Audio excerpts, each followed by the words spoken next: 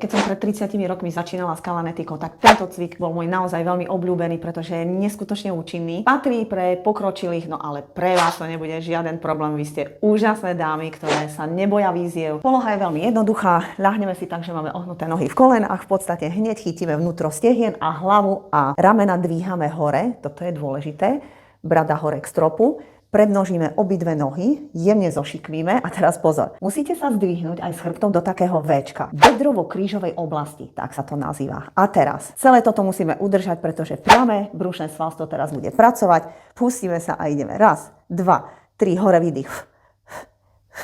7, 8, 9. Toto robíme na cvičeniach. Poďte so mnou výzvu, dáme si ešte o 10 viac. 4, 5, 6, 7, 8, 9, 20. Vynikajúce. Tak krátke cvičenie, tak účinné. Viac od vás nechcem, skúste si to, napíšte mi. Budem veľmi zvedavá, koľko ste dali. No a pokiaľ si myslíte, že toto video má tú hodnotu, aby ste ho zdieľali ďalej, budem veľmi rada. Píšte mi teda ešte raz. Vás vyzývam, pretože veľmi rada čítam vaše komentáre, rada s vami komunikujem, mám taký dobrý pocit, že na tej druhej strane niekto je. No a toto je už myslím posledný deň, kedy si môžete zakúpiť ešte tie cenovo výhodné balíčky zdravia, kde môžete získať odo mňa veľmi hodnotné darčeky. Pripomínam, že všetko nájdete na mojej stránke www.zora.sk v e-shope a Košičania majú výhodu, že si potom môžu prísť osobne, takže ma kontaktujte, volajte, budem veľmi rada. No a učím sa s vami heslom Ostaňme zdraví.